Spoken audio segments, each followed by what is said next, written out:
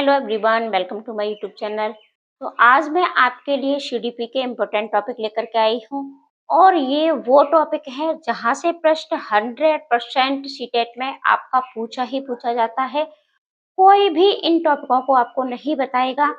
सभी सब्जेक्टों के आपको इम्पोर्टेंट टॉपिक मैं आपको बताऊंगी और 100% इन टॉपिकों से प्रश्न बनता है। कैसे बनता है तो चलो आज की इस वीडियो में हम सीखेंगे। और चैनल पर नए हैं तो चैनल को सब्सक्राइब अवश्य कर लें, वीडियो को शेयर कर दें और अपना प्यारा सा छोटा सा एक कमेंट भी अवश्य कर दिया करें, क्योंकि आपके कमेंट से हम मोटिवेट होते हैं। तो चलो शुरुआत करते हैं।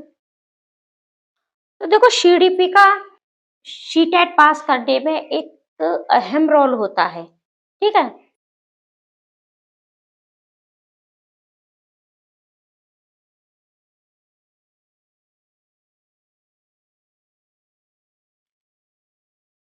तो सीडीपी को पास करने में सीटेट का एक अहम रोल होता है।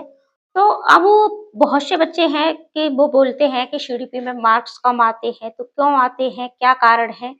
तो सबसे मेन कारण है कि आपको पता ही नहीं होता है कि प्रश्न कहाँ से पूछे जाते हैं, ठीक है। तो आज मैं आपके लिए कुछ ये टॉपिक है जो मैंने लिख लिए हैं। टॉपिक गिन लीजिएगा आप, ठीक है। 1 2 3 4 5 6 7 8 9 10 11 12 13 14 15 16 17 18 19 20 21 22 23 24 25, ठीक है। आपकी सीडीपी में 30 प्रश्न बनते हैं। 30 में से मैंने यहाँ 25 टॉपिक आपके ऐसे लिखे हैं। अगर एक टॉपिक से एक प्रश्न भी बनता है तब भी आपके 25 नंबर्स हो गए, ठीक है। तो फिर सीडीपी में आप 30 में से 28 नंबर आसानी से लेकर के आए हुए, मैं गारंटी लेती हूँ, ठीक है। तो देखो, सबसे पहले बात कर लेते हैं जीन पियाजे, कोहलबर्ग, वाइगोस्की और गिल्लिगन। ये मनोवैज्ञानिक आपको पढ़ने हैं और ये तीनों मनोवैज्ञानिक आपको बहुत अच्छे से पढ़ लेने हैं। अब देखो, आपने इन तीनों मनोवैज्ञानिकों को पढ़ लिया, इनकी थ्योरी को समझ लिया, लेकिन ये आपके टेट की बात नहीं हो रही है। जैसे कि आपका यूपी टेट है, बाकी के अदर स्टेट के टेट होते हैं, यहाँ पास सी टेट की हो रही है। इनकी थ्योरी को पढ़ने के बाद आपको ज्यादा से ज्यादा पीवाईक्यू की प्रैक्टिस आपको इन तीनों मनोवैज्ञानिकों की करनी होगी। तब आपको समझ में आएगा कि प्रश्न कैसे पूछे जाते हैं, ठीक है। क्योंकि प्रश्नों थ्योरी अलग चीज है, लेकिन प्रश्नों को वहां किस तरीके से पूछा जाता है, तो इनकी एक एक चीज को अच्छे से समझ लीजिएगा। स्कीमा क्या है, जेडपीडी क्या है, ठीक है, नैतिक विकास का सिद्धांत क्या है, सारी चीजों को इनको भी आपको पढ़ लेना है। बात कर लेते हैं आनुवंशिकता। आनुवंशिकता से प्रश्न आपका सीटेट में पूछा ही पूछा जाता है। आनुवंशिकता का बच्चे के विकास में, ठीक है, क्या रोल है, वातावरण का क्या रोल है। आनुवंशिकता और वातावरण का, आनुवंशिकता आपकी 80% और वातावरण का आपका 20% का रोल होता है, ठीक है। ये तो कॉन्सेप्ट की बात हो रही है, लेकिन यहाँ से प्रश्न आपके बनते हैं, तो इन प्रश्नों को प्रैक्टिस ज्यादा से ज्यादा लगाइए।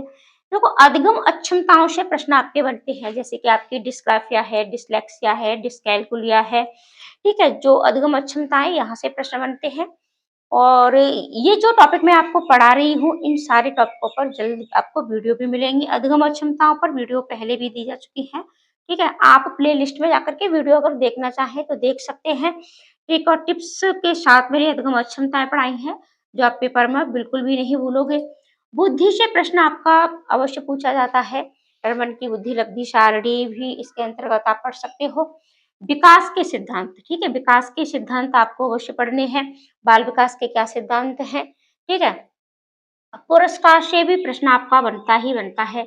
जेंडर से प्रश्न आपका बनता है। जेंडर से प्रश्न आपका अभी तक ऐसा कोई भी पेपर नहीं है जिसमें सीटेट में जेंडर से प्रश्न नहीं बना, मतलब नहीं आया हो। जेंडर से प्रश्न इस तरीके से आपसे पूछ लिया जाता है कि जैसे क्लास में एक टीचर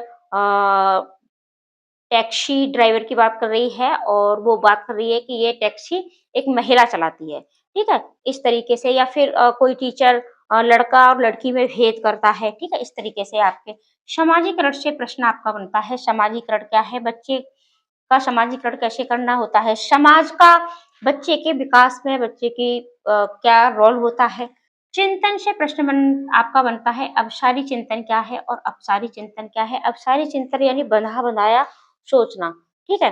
जैसे कि बच्चे से पूछ लिया जाए कि आपके ठीक है, आपकी कंट्री की स्टेट, ठीक है, कैपिटल क्या है, कंट्री कैपिटल। तो जैसे कि इंडिया की पूछ लिया जाए कि भारत का कैपिटल क्या है, तो न्यू दिल्ली। लेकिन अगर इसी प्रश्न को इस तरीके से पूछ लिया जाए कि न्यू दिल्ली ही क्यों है, ठीक है, इसके होने के क्या क्या कारण हैं, तो यहाँ बच्चा अपसारी चिंतन करेगा। समावेशी शिक्षा से आपका प्रश्न बनता ही बनता है। समावेशी शिक्षा क्या है? समावेशी शिक्षा यानी कि आपकी कक्षा में किसी भी तरीके से बच्चा अपवंचित है, चाहे वो आर्थिक है, चाहे वो शारीरिक है, चाहे वो मानसिक है, ठीक है, किसी भी रूप से वो कमजोर है, लेकिन आपको उस बच्चे को भी बाकी के सभी समान बच्चों के साथ समान शिक्षा देनी है। ये आपकी समावेशी शिक्षा से प्रश्न आपका बनता है। आप बच्चे को प्रेरित कैसे कर सकते हो? अब प्रेरणा क्या है? प्रगतिशील शिक्षा से प्रश्न आपका पूछा ही पूछा जाता है। प्रगतिशील शिक्षा का क्या रोल है? प्रगतिशील शिक्षक को किन किन बातों का ध्यान रखना होता है? इन सारे टॉपिकों पर आपको प्रैक्टिस लगाइएगा, पढ़िएगा, ठीक है। फिर देखिएगा कि अगर आपके 30 में से 28 नंबर नहीं आते हैं, अगर वीडियो आपको अच्छी लग रही है, आपको लग रहा है कि हाँ, ये सीटेट पे काम वाली चीज है, तो चैनल को सब्सक्राइब अवश्य कर लें और वीडियो को शेयर करना आप बिल्कुल ना भूलें। रचनात्मकता से प्रश्न आपके बनते ही बनते हैं। मूल्यांकन से भी प्रश्न आपका बनता है। ज्ञान का निर्माण बच्चे कैसे करते हैं, ठीक है। आपका एनसीएफ 2005 है, एनईपी 2020, आरटी एक्ट 2009, यहाँ से प्रश्न इनको अवश्य पढ़ लें।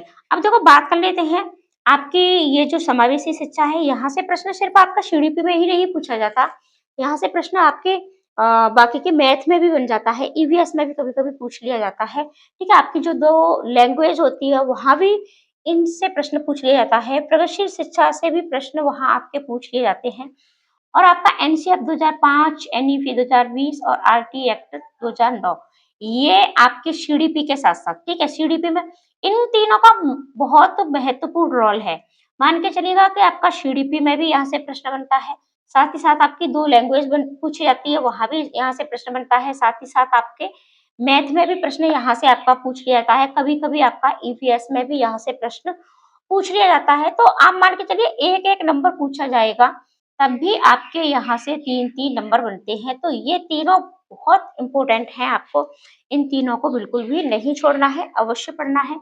समीपस्थ विकास का क्षेत्र क्या है? ठीक है, समीपस्थ विकास ठीक है, जैसे कि पहले समीप की चीज़ है, ठीक है? पहले केंद्र से के पास की जो चीज़ें होती हैं, उनका विकास होता है।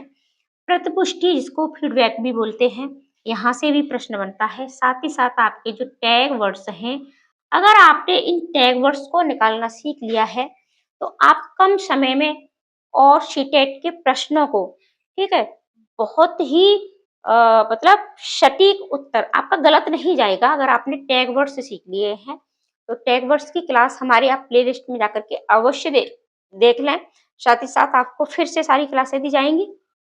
तो ऐसे ही इम्पोर्टेंट टॉपिक के लिए चैनल को सब्सक्राइब करें, वीडियो को शेयर करें। मिलते हैं अगले टॉपिक के साथ। आज के लिए इतना ही।